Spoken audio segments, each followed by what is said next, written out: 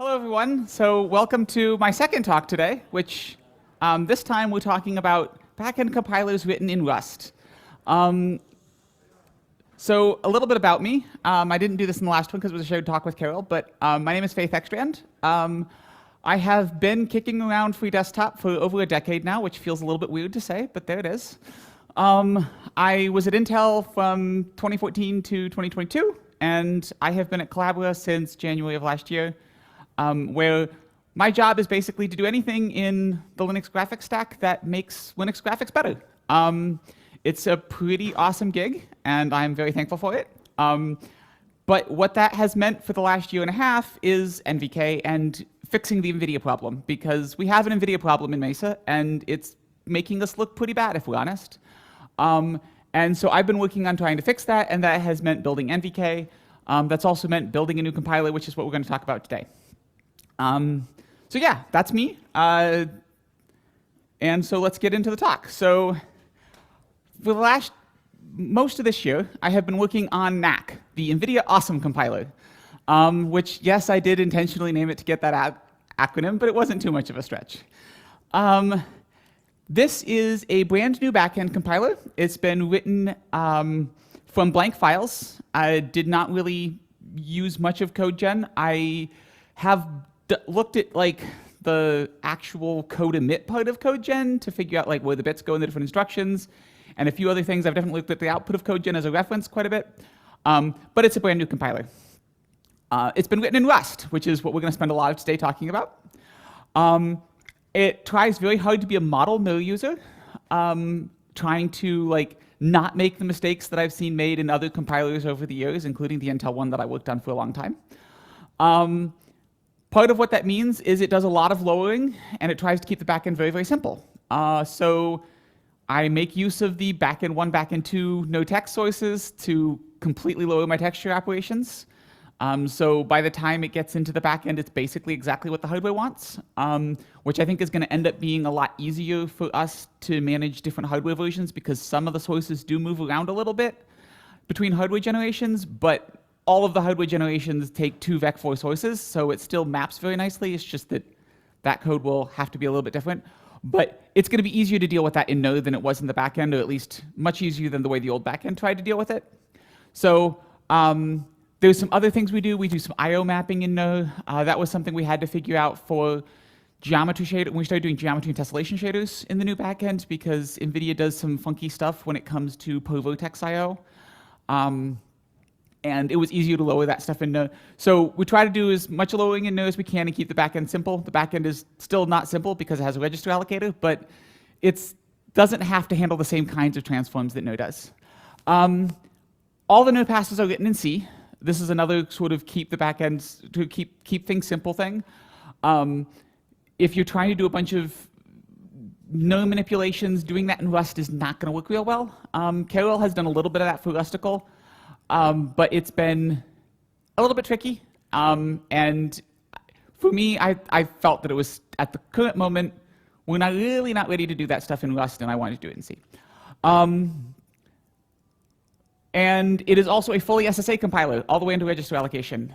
So I decided to try and do that, and took the plunge, and it has worked out actually quite well. And one of the results of this is that we have a register allocator that actually works. We do not randomly fall over because we tried to spill and failed. It actually works, and as far as I can tell, it works robustly. When I was figuring out spilling, I was running the full Vulkan CTS with 16 registers available and passing everything that I was passing before. So I think we were in a pretty good situation there, which that was one of the big challenges we had with the old Nouveau compiler.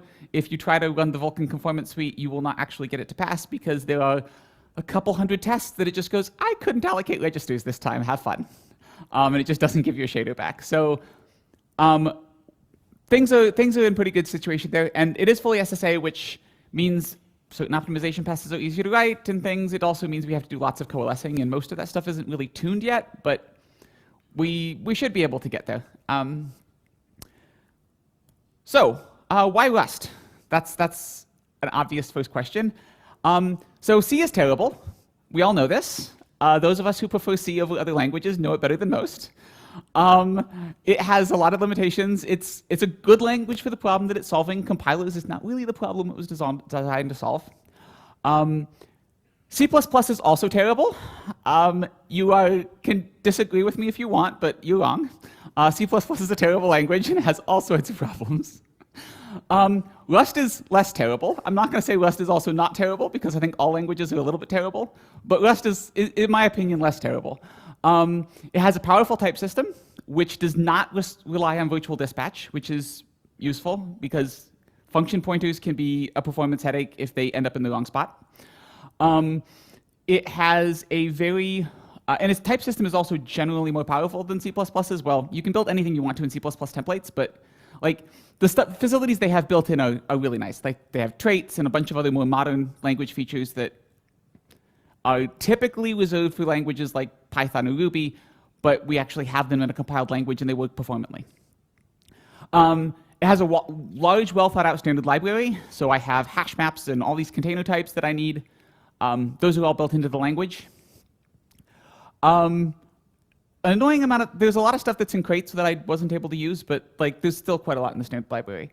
And it has this fantastic borrow checker that actually catches bugs. And that's been, we'll talk more about that later, but the borrow checker is very much my friend. Wait, that's the next slide. So one of the big complaints people have with Rust is that they're constantly fighting the borrow checker. And this is true when you first start off using the language. It's really easy to get frustrated, but you kind of have to lean into the curve. Learn to embrace the borrow checker, make friends with it, and the borrow checker will help you find bugs. I have written bugs into my code several times in different compiler optimization passes, which the borrow checker caught for me. So it is actually a very good code review buddy if you learn to work with it instead of working against it. And it does mean your code is structured differently. That can be a challenge, but if you sort of lean into it, most of the time it's your friend. There are definitely certain types of things that it makes more difficult. Graph data structures in Rust are not the easiest thing to do because you don't have real pointers most of the time. But it can, for most things, make things better. So why is Knack a good candidate? For one thing, it's very, very self-contained. We don't really need to call out into the rest of Mesa. We need to parse nar, that's a whole challenge. We need to, but otherwise, it's basically just doing a bunch of compiler passes and dumping out a binary, right? And it's really easy to pass arrays of bits back and forth between C and Rust. Less so complicated data structures, and so it makes for the fairly small interface point. The entire interface between my Rust compiler and C, if you just ignore nar, just set that aside, forget that exists, the entire interface is 7 function calls. So this is very, very straightforward to go ahead and code gen, to bind gen rather. As opposed to like when Carol was building Rusticle and we were trying to bind gen all of Gallium. Like that's a lot bigger interface to have to deal with and debug, whereas 7 function calls is pretty straightforward. On the nar front, the important thing is that we only need to read nar. So if you go back to my earlier slide, one of the things I said is that I do all of my nar passes in C. Well, by the time I get into Rust code, my nar is entirely read-only. And that solves all sorts of Rust interface problems because I don't have to think about mutable references, and I can make it all pretty happy and pretty safe. So, can you write a compiler in Rust? That was the question that I really wanted to answer with Knack. We've been trying to integrate some Rust code into Mesa. We'd had Rusticle. That was kind of a, I think overall it was probably a win, but it's kind of hard to say because the amount of bind gen pain that we have to deal with in order to implement OpenCL and then bind to Gallium is kind of a lot of headache versus the headache solved by using Rust rather than C. But I think it came out okay. It works well. But in terms of was it worth the trade-off, I think that's a harder question to answer. So I wanted to see how things would look for compilers, because compilers have a different set of problems to solve. And generally, I think the answer is that yes, you can, and that yeah, it's actually a pretty good idea. Again, you have to make friends with the biochecker. That's, if you're not willing to get along with the biochecker, you're going to have problems. But this tends to mean lots of hash maps, which is mostly okay if your stuff hashes quickly. Most of my key types are either integers or things that you can very easily pack into like 64 or 32 bits, so hash maps work out pretty well. It does tend to mean you do some struct of array where you might do array of struct. And this is just because depending on the order in which you need to access things and what things you need to access as mutable, it's easier if you can structure stuff such that you have one array of stuff you're reading and one array of stuff you're writing, as opposed to an array of structs where you read one field and write another. And so you tend to end up splitting stuff out a little bit, but it's maybe not as bad as you're thinking when I say that, but it does mean you tend to do that a little bit. So the first challenge in this whole mess was, how do I actually read No? No is not Rust-friendly code. It uses a lot of very tightly linked data structures. It has pointers to pointers to pointers everywhere. It has intrusive linked lists. None of these things make Rust happy. The key is to make it read-only. And when it's read-only, then you can have a reference to the shader, and everything else borrows that reference to the shader, and you can keep stuff safe that way. So basically, you treat the no shader as one big, giant data structure. And then I have some Rust wrappers for No.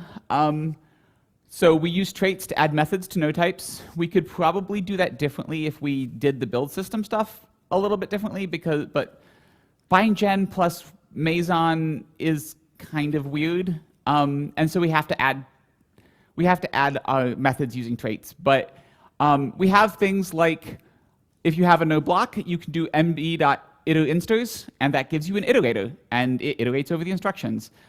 Carol wrote a lovely little iterator for exec lists, which we're using. And so you can just iterate over your instructions just like you would any other container object in Rust.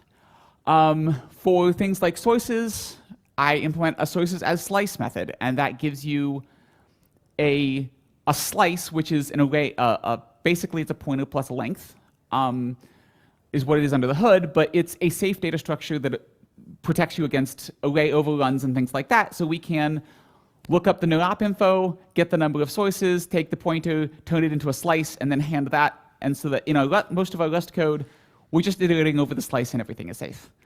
For like constant sources, I implemented that using something that returns an option, which is a very Rust paradigm. And again, it gives us the method that we have in No is like we have no source as const, and then we have no source as uint, and there's this little dance you have to do. I made that a little bit more Rust friendly, and the end result is that I have very, very little unsafe code.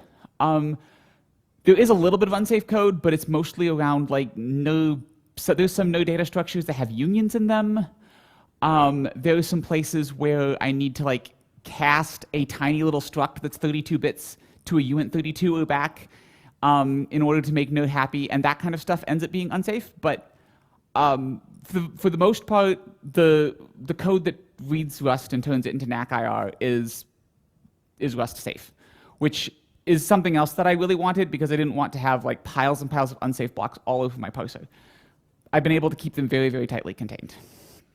So that's worked out pretty well. Again, the key to this is No is read only. Like the moment you try to write No, you're just kind of toast when it comes to safety from a Rust perspective, just because everything is so tightly interlinked, and Rust's reference borrowing model doesn't play nicely with that. But if you treat it all as read-only and you just treat it as one big giant container object, it actually works pretty well. The second challenge, and this is something that took me quite a while to sort out, is how I wanted to deal with instruction sources. So when you are trying to represent code in data structures, you have instructions, and they typically have opcodes, and they have sources and destinations, and anybody who works in a compiler is familiar with these things. And I wanted something that was maybe a little bit better than what we've done in the past. I really wanted instruction meanings to be very, very clear. So if you look at like no, we just have an array of things, and you do inst.source3, and that's what you're looking at. But nobody knows what 3 means, and 3 depends on the opcode, and it's kind of a mess. I didn't really like that. I wanted to see if we could do it better. If you look at the CodeGen compiler, things got even worse because then they had sources that had indirects, and that was its own special thing. It was a mess. At the same time, I want fast generic access to sources. I need to be able to do sources 3 so that I can write a copy pass that just walks over all of the sources and does a thing. So there's kind of a bit of a mismatch there.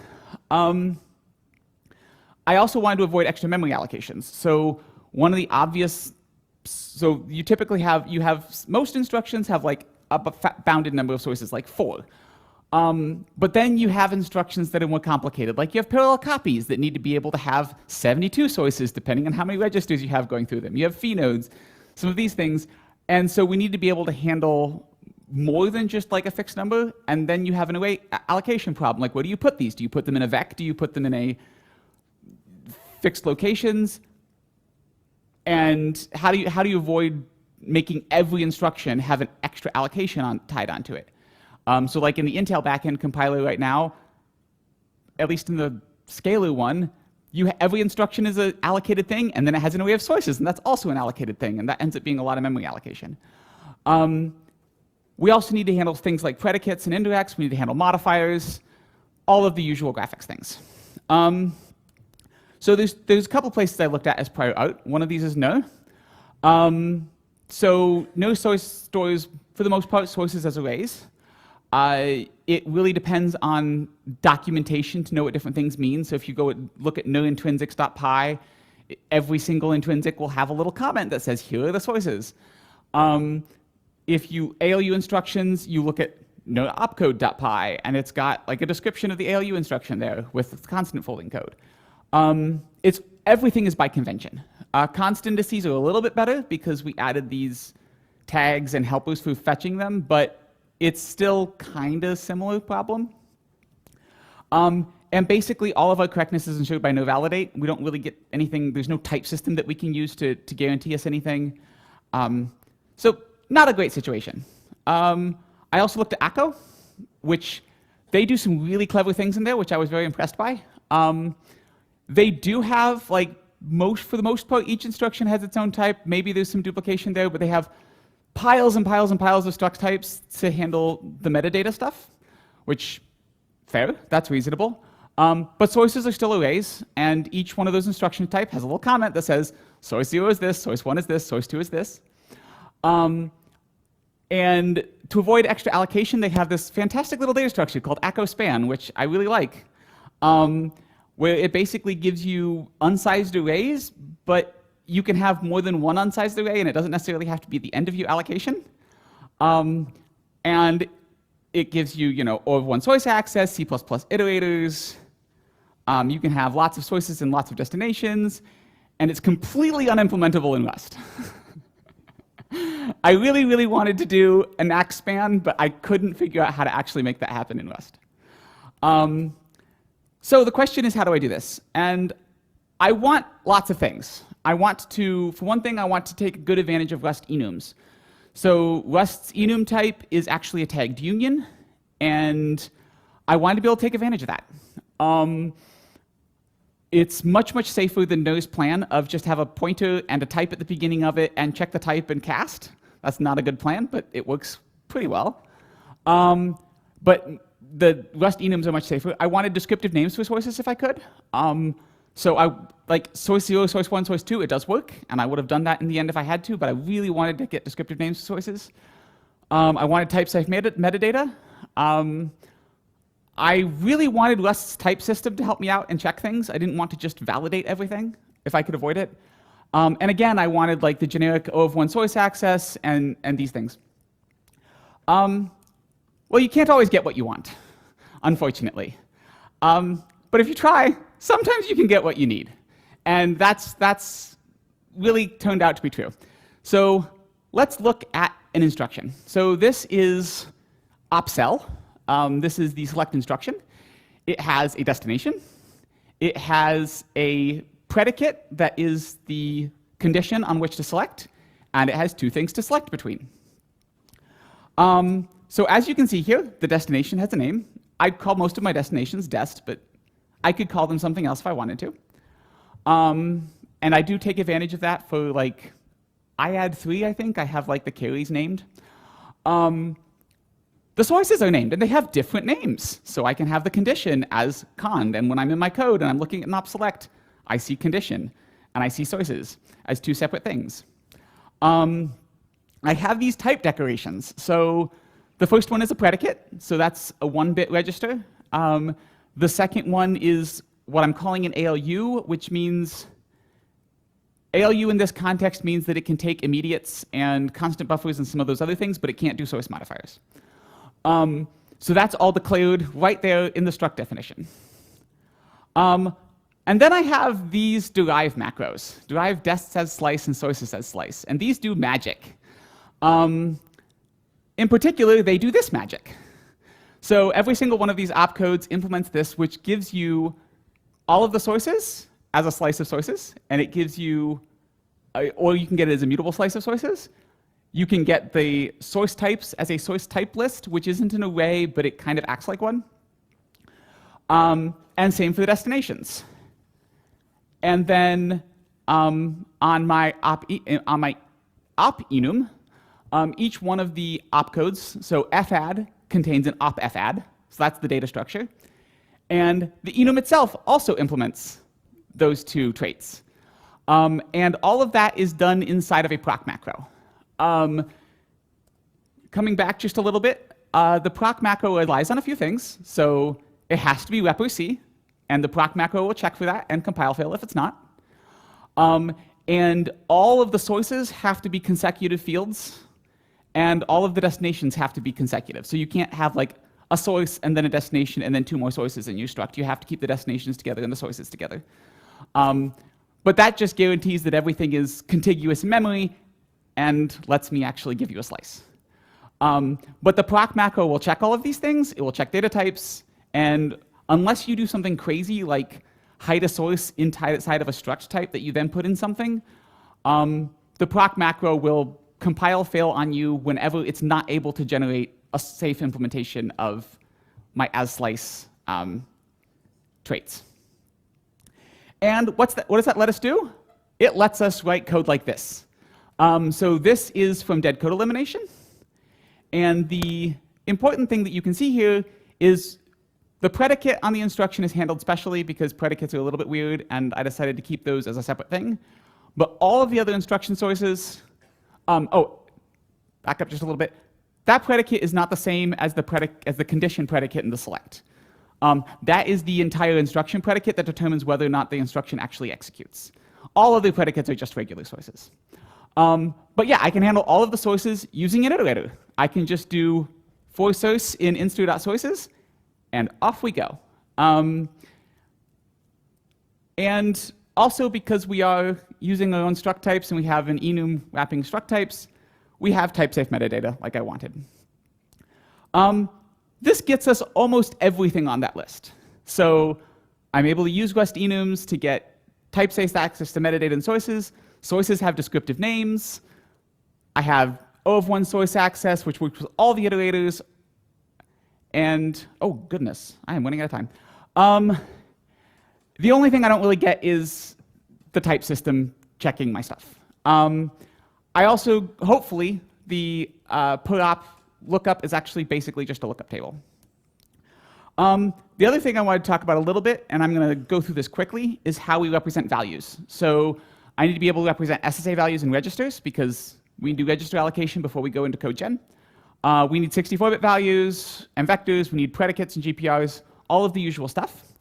The way that I have done that for SSA values is that each SSA value is a single 32-bit value. And it's got a reg file and an index, and it packs into 32 bits, so it's cheap to copy around, and you can easily hash map it. An SSA ref contains up to 4 SSA values, and the register allocator does magic to make sure everything's consecutive once you get into backend. And Daniel is looking at me and smiling. I haven't actually talked to Daniel about this, but I've talked to Alyssa about Daniel's plan for Acco, and did that. We also have a few other source types. We have register references, we have constant buffers, which basically any ALU instruction can do a uniform pull, which is kind of awesome. We have immediates, and we have some special case immediates that are sometimes allowed when other immediates aren't, so they're special cases. And then a source and a destination is just an enum that wraps one of these things. So it's like an enum, SSA gives you an SSA ref. And so, again, we're using the tagged enums and match instructions absolutely everywhere to figure out what's in your source, which is a little bit better than look at like a immediate register file and then poke at bits in a union. The other thing is, the other big challenge was instruction lists. How do I do that? I ended up using vec of box, which is basically what Acco does effectively. And it's worked out pretty well. We can't really do nose linked list thing because linked lists and Rust do not work well together. Vectors and Rust work fine. Everything's good and safe. You can't insert in the middle, but that's mostly okay. There's a few challenges around that.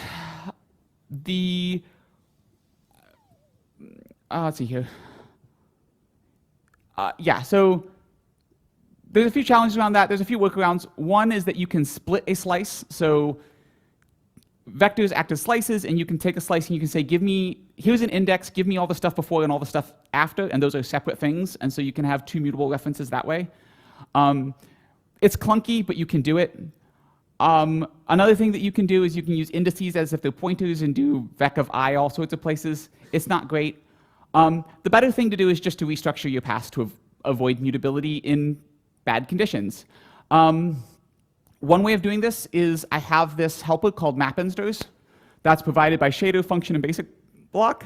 And it provides a easy method for instructions for passes to just take, here's an instruction, and it produces 0 or more instructions that then end up feeding into it. And the mapinsters helper manages throwing away the old array, allocating a new one, and doing everything in a way that doesn't involve any O of 2 expands necessarily. It's fairly efficient. And it looks like this to use. So you just do this. The self in this case is a no shader, and so I just do my lower. It's called lower vec split. I renamed it recently, but there's some cruft in the code base, and that name is one of it. But you do just self.mapinsters, and you give it a function callback, and you just match with the instruction and give it a new instruction back out. And you just sort of do this streaming thing, and that solves all your mutability problems. It does mean you can only look at one instruction, but for the purposes of doing simple lowering passes like this one, it gives you what you need. Some more complicated passes handle this logic, where they just create a new vector and they replace it. This isn't as safe because it means you have to remember to replace the instruction list when you're done. And if you forget that, then you end up with a block with no instructions, and that's bad. But we do have to use it in a couple of places. The big thing that you end up doing here all the time is what I call the gather modify pattern.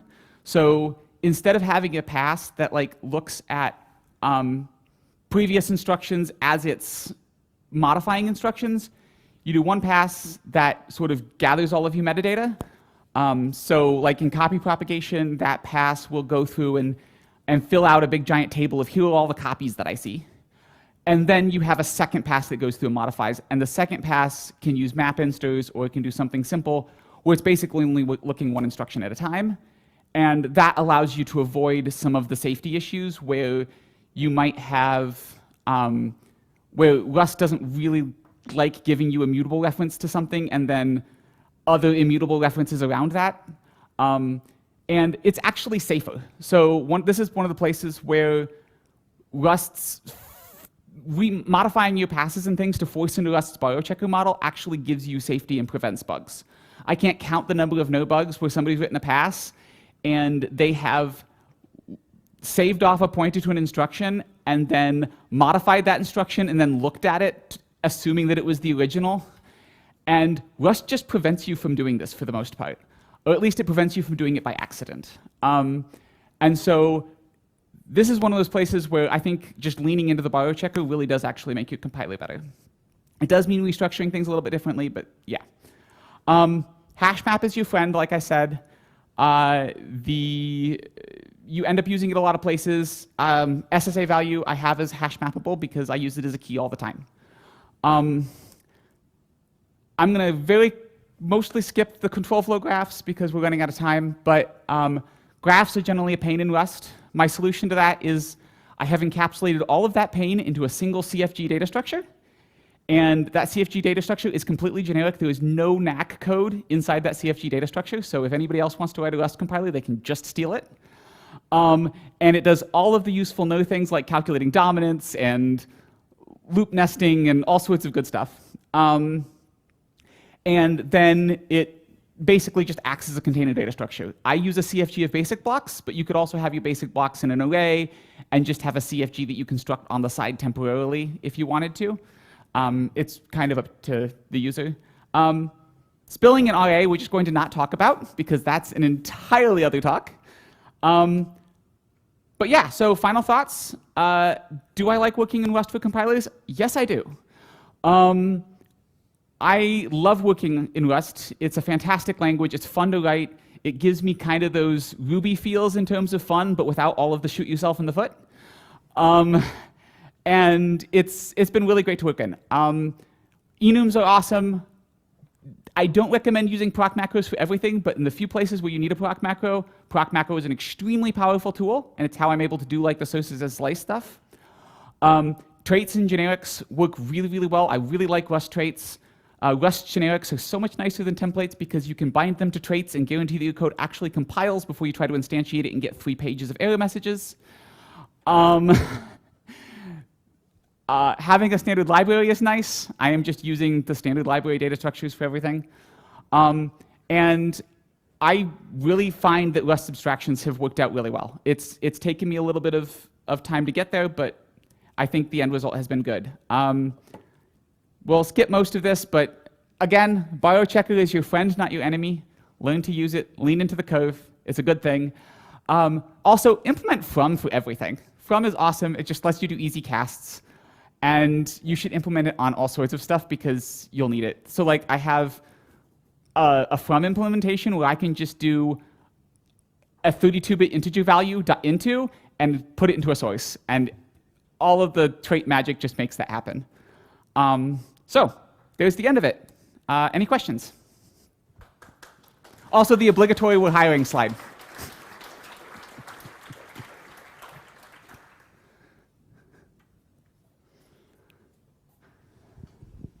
Yeah. Thank you for the talk, very interesting. I was wondering how the development of this looked like because it was kind of uncharted territory. So did you end up making incremental improvements all the time, or did you end up like rewriting a few, like doing like 3 rewrites because your understanding of the problem changes over time? So at the beginning, there was a lot of rewriting, and there has been quite a bit since then as well. But I knew that some of these problems were going to be particularly thorny, and so I solved them up front before the compiler got too big. Like figuring out my proc macro and the sources as slice stuff and how I wanted to organize all that. That's something I did very, very early on when I only had a half a dozen instruction types, precisely because I knew it was going to involve a lot of refactoring. But one of the other nice things about Rust is that because of how powerful the type system is, refactoring is not as hard as it would be in other languages. Because if you set your types up properly, you can kind of, like, if it builds, it probably does the same thing it did before. And so you have a little bit more confidence when refactoring stuff than I would have if I was refactoring C. And so I have done a lot of that, and I'm still doing some refactoring, like from on immediate types is something that I just added, and I went through yesterday, and I replaced a bunch of stuff with it. But for the most part, like after the first couple of months, it's kind of remained the same structure. But yeah, there definitely was some of that early on as I was trying to figure out some of the very basic things.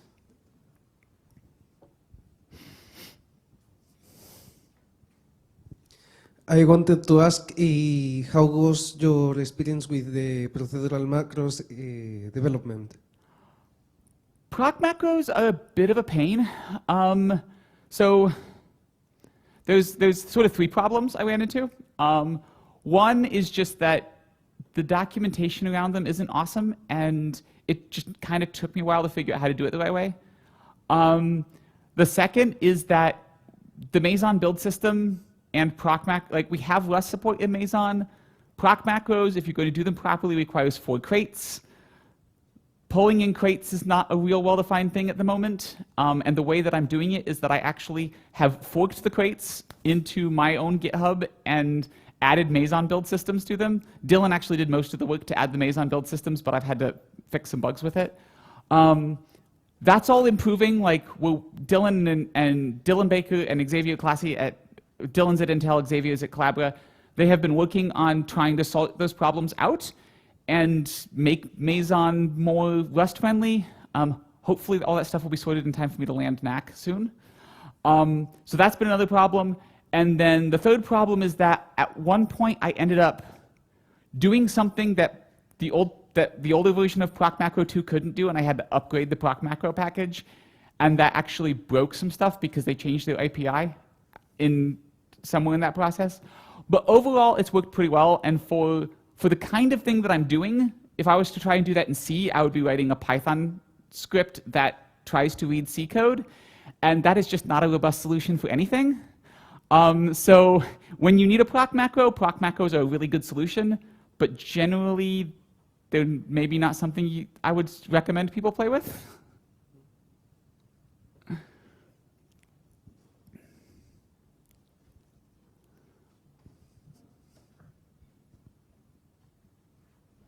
Hi, thanks for the presentation.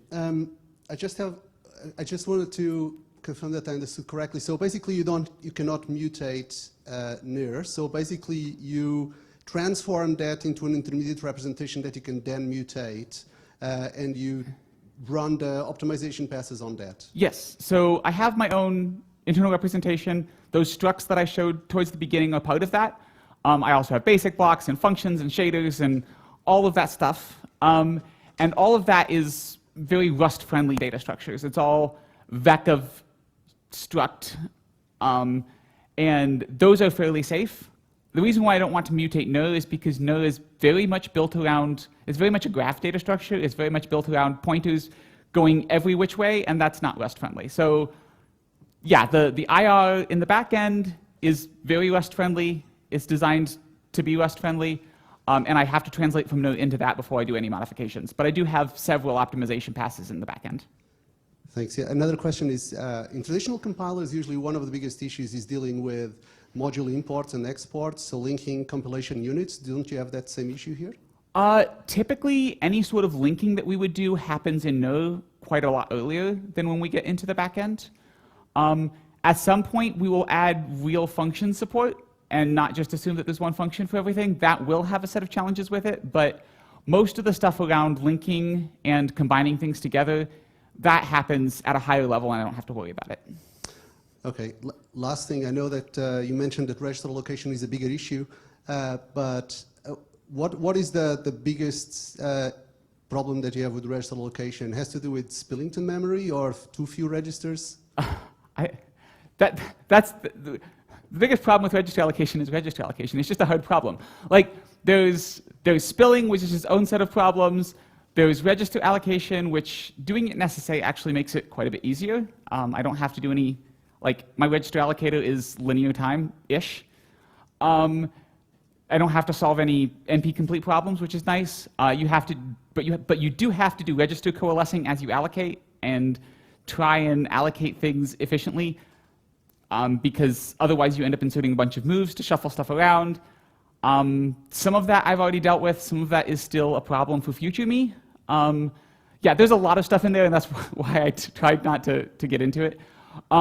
But yeah, the whole field of register allocation is kind of a mess on GPUs, and there's been a lot of discussions in talks and sideband about the problems there. But yeah, that's something that maybe would be a better hallway conversation, I think. Yeah, sure. I was definitely just interested in understanding what the complications are in register allocation GPUs versus normal CPUs. Yeah, there's nothing Rust specific about that, but there definitely are complications there. Okay, we can take that to the hallway. Yeah, thank you very much.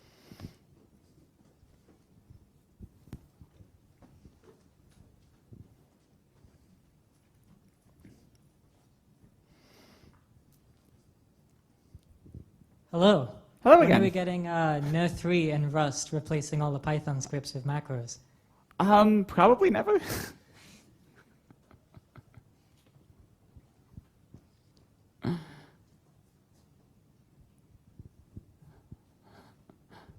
If there's time for a few more questions, I wanted to ask if the compile times, if you imported so much libraries, were very high or low. Compile times for the Rust code are reasonable. It's a little hard to tell because Rust is a monolithic compile, and so it ends up, like the way Mesa invoking Rust works ends up looking like Rust takes a while, but in C or C++, that would be spread out across 10, 20 files in your list of things. But overall, the build time for my entire pile of Rust is less than a second. So it's fine.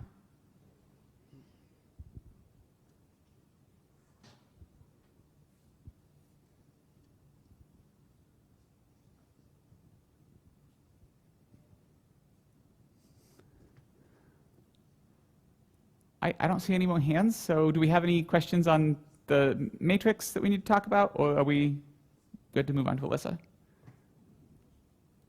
Nope, no more questions. Okay, thank you very much.